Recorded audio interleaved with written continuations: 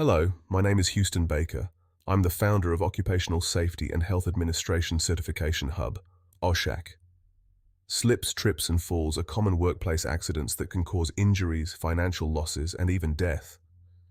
Now imagine that same scenario playing out on a construction site, in a busy kitchen, or on a factory floor.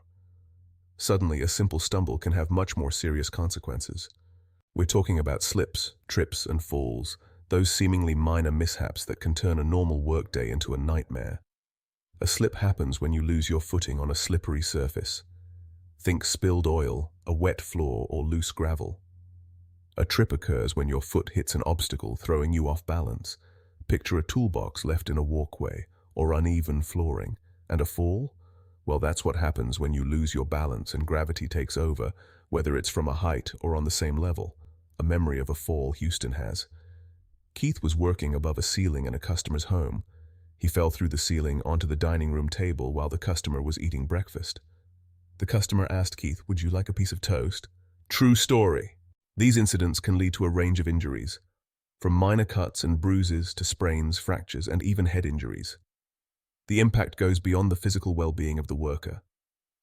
Businesses face lost productivity, increased insurance costs, and potential legal issues.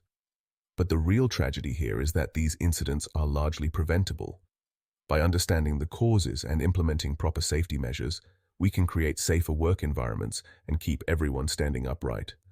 So let's dig in and see how we can get a handle on these workplace hazards. At OSHACH, we take safety very seriously. Don't forget to check out our other e-courses like PPE, Basic Safety, Ladder Safety, and more. You might be surprised to learn just how common these incidents are. Slips, trips, and falls are the second leading cause of unintentional injury death worldwide, according to the World Health Organization. That's right, second only to car accidents. In the United States alone, the Occupational Safety and Health Administration, OSHA, reports that thousands of workers suffer serious injuries from falls each year. Consider this. A restaurant worker in a hurry spills some grease on the kitchen floor but doesn't clean it up properly. A few minutes later, another worker rushes through, slips on the greasy spot and falls, fracturing his wrist. In another case, a construction worker on a rooftop scaffolding trips over a misplaced tool, sending him tumbling to the ground below. These real-life examples illustrate the serious consequences of slips, trips, and falls. These incidents can happen in any workplace, from offices and hospitals to construction sites and factories. They can result in lost time, medical expenses, and reduced productivity. But more importantly, they can forever alter the lives of workers and their families. To effectively prevent slips, trips, and falls, we need to understand why they happen in the first place. Think of it like detective work. We need to identify the culprits behind these workplace mishaps. And just like in a good mystery, there's rarely just one suspect. We're talking about a combination of environmental, human, and organizational factors that come together to create a perfect storm for potential accidents. Environmental factors are the physical conditions of the workplace that can increase the risk of slips, trips, and falls. Wet or slippery surfaces, poor lighting, uneven flooring, obstacles in walkways, and inadequate housekeeping are all prime suspects. Imagine a dimly lit hallway with a rogue extension cord snaking across the floor, a recipe for disaster.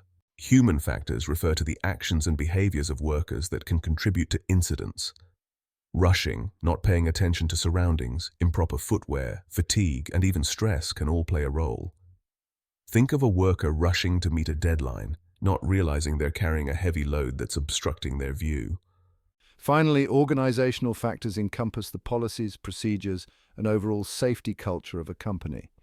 Inadequate training, lack of hazard identification and control measures, poor communication, and even pressure to work quickly can all contribute to a higher risk of slips, trips, and falls. Picture a workplace where safety is treated as an afterthought, with no clear procedures for reporting hazards or near misses. Now that we've identified the usual suspects behind slips, trips, and falls, it's time to put on our detective hats and start hunting down these hazards in our workplaces. This is where hazard identification and risk assessment come in. Think of it like a safety audit, a systematic way to pinpoint potential danger zones and evaluate the level of risk they pose. Hazard identification involves carefully examining the workplace for any conditions or practices that could cause slips, trips, or falls. This means walking through the work area, looking for things like wet or slippery surfaces, uneven flooring, loose carpets or mats, obstacles in walkways, poor lighting, and inadequate housekeeping.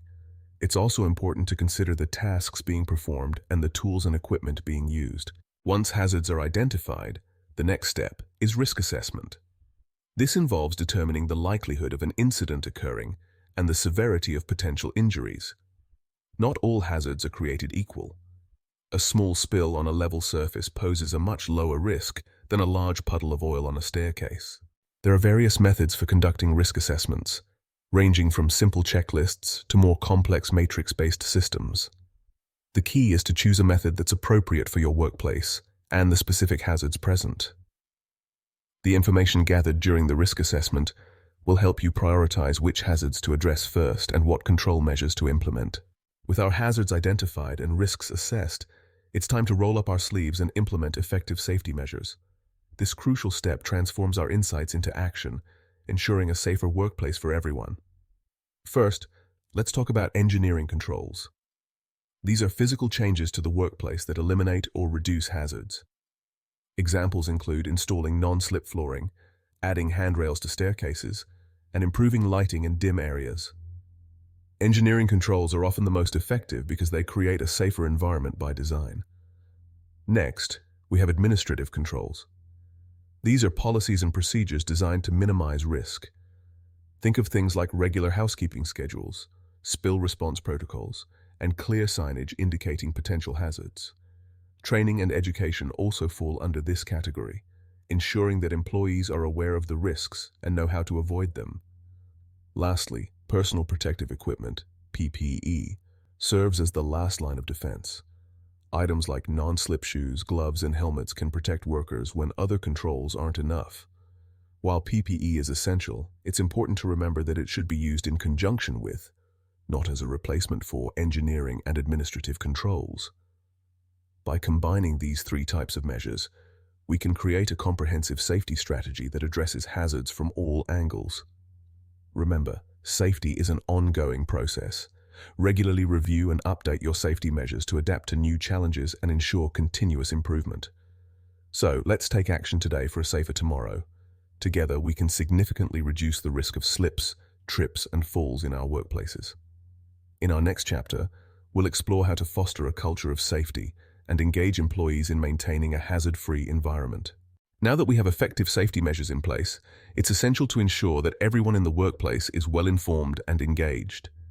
This is where training and awareness programs come into play. Training is not just a one-time event, but an ongoing process that keeps safety at the forefront of everyone's mind. First, comprehensive onboarding training for new employees is crucial. This should cover all safety protocols, emergency procedures, and the proper use of personal protective equipment. Onboarding sets the tone for a culture of safety from day one. Regular refresher courses are equally important. These sessions should be scheduled periodically to ensure that all employees stay updated on the latest safety practices and any new hazards that may have been identified. Visual aids such as posters, infographics, and videos can be incredibly effective in reinforcing safety messages. Place these in high-traffic areas where they will be seen frequently by employees. Interactive training methods such as workshops and simulation exercises can also enhance learning. These activities engage employees, making the information more memorable and easier to apply in real-world situations. Another key aspect is creating an open environment where employees feel comfortable reporting hazards and near misses without fear of retribution. Encourage a culture of open communication and continuous improvement. Lastly, recognize and reward safe behaviors. Positive reinforcement can significantly boost morale and encourage ongoing adherence to safety protocols. By investing in comprehensive training and awareness programs, we empower employees to take an active role in maintaining a safe workplace. Together, we can build a culture where safety is everyone's responsibility, leading to fewer accidents and a healthier work environment for all. In the next chapter, we will explore how to measure the effectiveness of your safety initiatives and ensure continuous improvement. Stay tuned. Ensuring a safe work environment is an ongoing journey that requires continuous monitoring and improvement. This final chapter will guide you through the steps needed to measure the effectiveness of your safety initiatives and make necessary adjustments for sustained success. First, it's crucial to establish key performance indicators, KPIs, for safety. These can include metrics such as the number of reported hazards, near misses, and incidents, as well as the frequency and outcomes of safety audits. Regularly reviewing these KPIs helps identify trends and areas needing attention. Conducting regular safety audits and inspections is another vital component. These audits should be thorough and involve checking all aspects of the workplace, from equipment and machinery to employee practices and environmental conditions. Documenting findings and taking corrective actions promptly ensures that hazards are addressed before they lead to accidents. Employee feedback is also invaluable. Encourage employees to share their observations and suggestions for improving safety. This can be done through anonymous surveys, suggestion boxes, or regular safety meetings. By involving employees in the process, you not only gain valuable insights but also foster a sense of ownership and engagement in workplace safety. Another important aspect is keeping up with industry standards and regulations. Safety standards and best practices evolve, and staying informed about the latest developments ensures that your safety measures remain effective and compliant. Finally, celebrate your successes and learn from your setbacks. Recognize and reward teams and individuals who contribute to a safer workplace. Analyze incidents and near misses to understand their root causes and implement preventive measures. This approach of continuous learning and adaptation is key to maintaining a robust safety culture. By continuously monitoring and improving your safety initiatives, you create a dynamic and proactive safety culture. This not only reduces the risk of accidents, but also enhances overall employee well-being and productivity. Remember, safety is a shared responsibility, and together, we can achieve a safer and healthier workplace for everyone. Thank you for joining us on this journey to workplace safety. Stay vigilant, stay safe, and keep striving for excellence. Now that we've covered the essential elements of workplace safety, let's take a moment to explore some real-world case studies and success stories. These examples highlight how organizations have successfully implemented safety measures, creating safer and more productive work environments.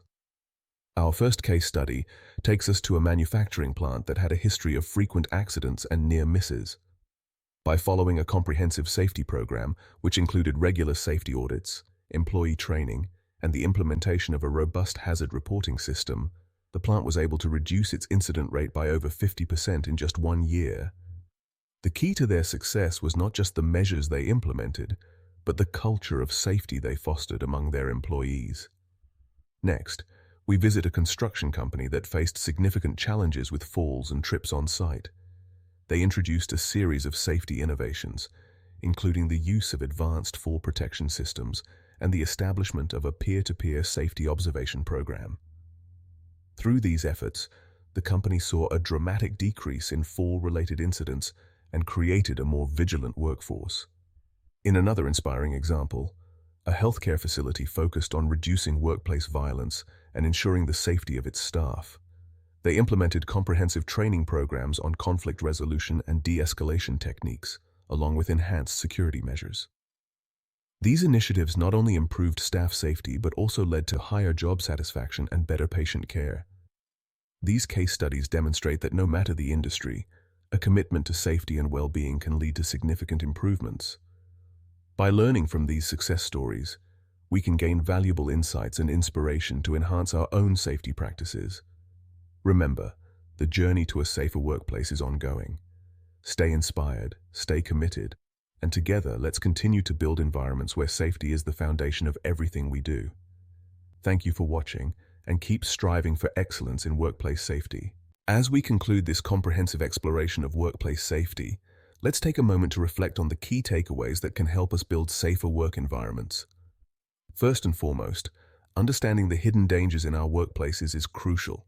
Awareness is the first step towards prevention. Secondly, recognizing that workplace safety is a widespread concern across various industries helps us see the commonalities in the challenges we face and the solutions we can implement. Identifying and assessing hazards allows us to take proactive steps to mitigate risks before they lead to accidents. Implementing effective safety measures is not just about compliance, but about creating a culture where safety is prioritized and valued by everyone.